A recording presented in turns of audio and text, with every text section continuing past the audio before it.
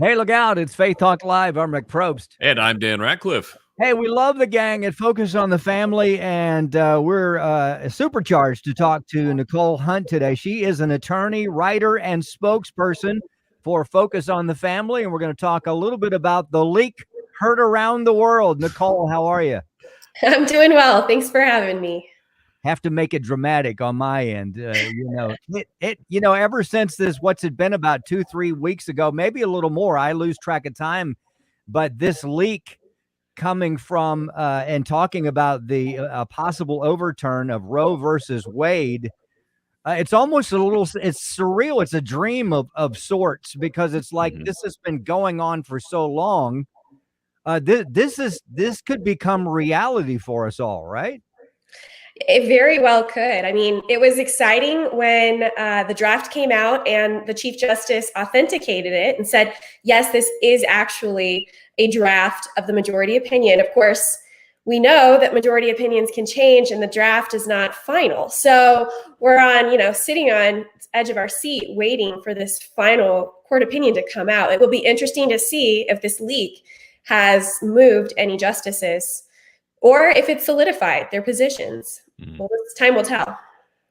Yeah, it's been an interesting time for sure surrounding all this. Now, let's take a quick step back for folks who don't know anything about the Daily Citizen. Tell us about the Daily Citizen and kind of part of Focus on the Family and what exactly you guys do there at the Daily Citizen. Oh, wonderful. Thank you. So the Daily Citizen is a place where Christians can go to interpret the news, see what's happening live from a Christian worldview. So I specifically write a lot on the life issue. I also write on parenting and marriage. But we cover all the topics of the day. And what we really try to do is address these issues from a Christian point of view. As Christians, how are we supposed to be looking at what's happening in the world around us? And how can we get engaged and make a difference in our communities? Nicole, what kind of questions are you getting? I mean, we can go the gamut. We can talk about Roe v. Wade, or we can talk about parenting or kids. Here we are. What is this, 2022? What are folks asking you, and how are you responding in your articles? Oh, sure.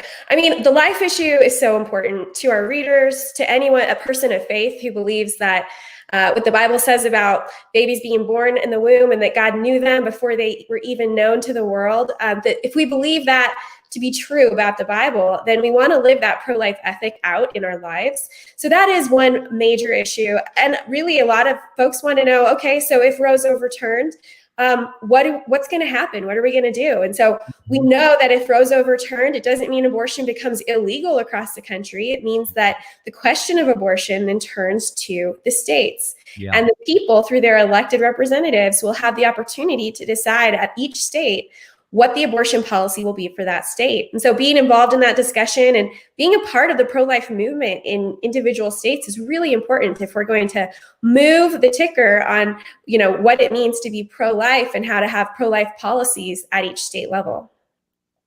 And that's one thing that is, I guess, kind of frustrating is on the other side, the people who are pro-choice keep presenting this as they're going to make abortion illegal. It's not good. You're not going to be able to get an abortion anywhere, blah, blah, blah. And that's just simply not the case. There's a lot of misinformation out there. Absolutely. I mean, and disinformation. The pro-abortion movement is intentionally, feeding lies to try to ignite their base.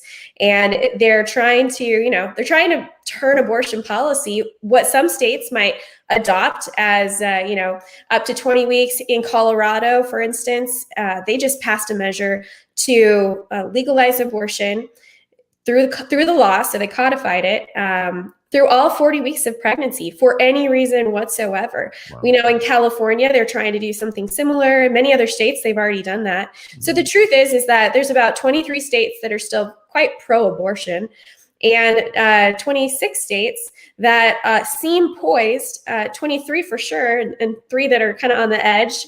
We'll see what happens. But at least 26 that they've already put laws into place because the people in those states, they value life. And the laws of each state should reflect the values of the people, in my opinion. Mm-hmm.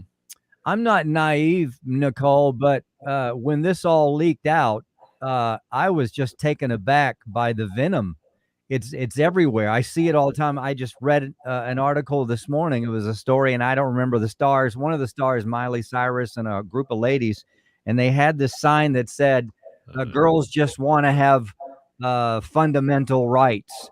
And a clever term for an old song from back in the 80s, but it doesn't stop. It's almost like, are we living in the twilight zone here? Is no one Yes, getting we are. I mean, and I know that, right? Yeah. But it's like, I can't believe that okay, well, let's move along here. This is life. These are babies. This is not not just tissue. And I can't get past that. I mean, it boggles my mind. Have you ever seen it? It's almost like somebody rattled the cage. Have you ever seen it this venomous? I mean, it's certainly one of the most volatile times in the last 50 years, nearly 50 years since Roe became the law of the land, that there's been such a surge for the pro-life movement. And honestly, even before Dobbs was considered, I mean, as a part of the pro-life movement, you can feel the energy growing. You can feel that. And it's not, I mean, we were at the March for Life, Focus on the Family was there this last January. And I can tell you, the faces of the people that come to this march, they're like 30 and younger. That's what the majority of those faces are. The next generation is a pro-life generation. The youth, they've grown up with science. They've seen what it looks to see their baby brother or baby sister, the ultrasound up on their fridge. They knew them because science has developed the way it has. They've come to know the world and know their brothers and sisters through science and through scientific advancement. And so they know that there is life in the womb. It is not just a clump of cells. And what's exciting is that's the face of the pro-life movement moving forward. They're young and they're passionate about promoting life. Which is good and honestly somewhat surprising, with as much as they're being indoctrinated in public schools on not only that, but the gender issues that we see so much, and just sex and everything that they're being indoctrinated in the public schools. I mean, I see this even with my own kids. Sometimes they start to question, well, is it really wrong? And we have to sit down as parents and say, look, this is what the Bible says. This is what you're hearing in school, but this is what the Bible says. Yeah. Absolutely. And as parents, that is our responsibility. We have to teach our children what it means to live counterculturally. And I think it starts, first of all, by living counterculturally ourselves, right? Practice what we preach. Are we willing to have hard conversations with people who might disagree with us? But just to be able to talk about the issues. And then I think, secondly, it means having these conversations with our kids in a really open, candid way and talking about, this is what we believe and this is why we believe it. But our culture says this is right. What would be our response? Why do we disagree? And have that dialogue back and forth. So when they're with their friends and they're getting those hard questions from their friends, well, they've already had the conversation with their parents, and their parents have already helped them understand what is our worldview, what is our ethic, and how does that inform the way that we live out our life and how we can be an influence to the people around us. So good. Nicole Hunt from Focus on the Family, writer and spokesperson there, also an attorney. What are you working on next, Nicole? What articles? So I'm working a lot on kind of what the next battles are if Roe is overturned. For instance, what kind of legal battles might we see? Where might the loopholes be where the pro-abortion movement is trying to still push their agenda into states that have said we don't want to have abortion facilities here? One area that we've seen that start to develop is the telemed abortions, where people can order their abortion drugs through the mail. They have an online visit with a doctor, they order their meds through the mail, and they're able to circumvent some of the state laws. And so what are states doing to try to combat that? How might they be fighting back legally to have the spirit of their law preserved and not have a loophole? I think another loophole we heard of recently was tribal reservations. If they decided to get into the abortion business, they don't necessarily have to follow the laws of the state. Wow. So how might they try to, use that as how might the abortion industry use reservations as a loophole to try to continue providing abortions? So we're looking ahead to see kind of where this pro-life movement might be moving, and how we can be a part of informing the pro-life members on how to be engaged.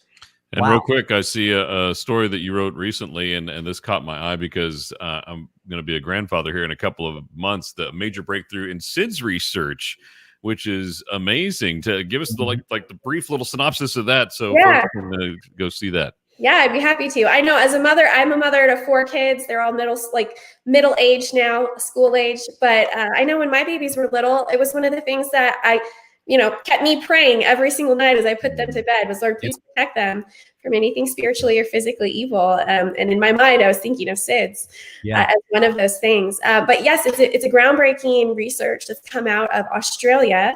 And the woman who headed up the effort, she actually lost a child to SIDS when he was, less than 2 years old. And it's really been her motivation to, she changed career paths and devoted all of her time and energy into SIDS research. And so what the doctors have always known is that there was some trigger that was not taking place. And for some kids, the ones who ended up dying of SIDS, that when their breathing became difficult, traditionally, there's a trigger that sends a message to your brain, and then your brain kind of causes you to wake up. And so then you can catch your breath and then you go back to sleep. Well, in these kids with SIDS, they thought that there just must be some breakdown between the message being sent to the brain and then the brain actually activating and waking the baby up. And so what this researcher discovered was that there is this enzyme, and for babies who died of SIDS, the levels of this enzyme were significantly lower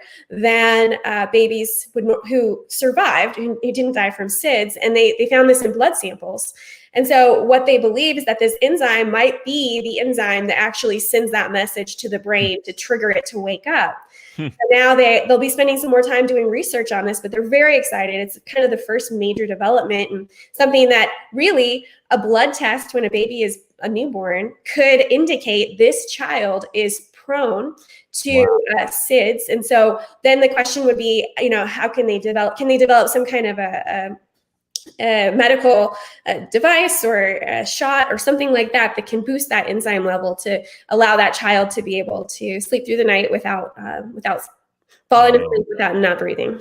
What great research. That's amazing.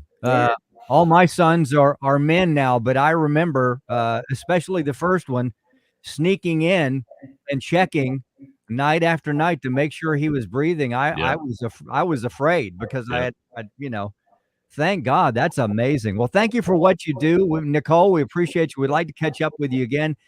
Follower and reader stuff, dailyscitizen.focusonthefamily.com. We got to take a break. We will be right back. I'm Rick Probst. And I'm Dan Ratcliffe. This is Faith Talk Live.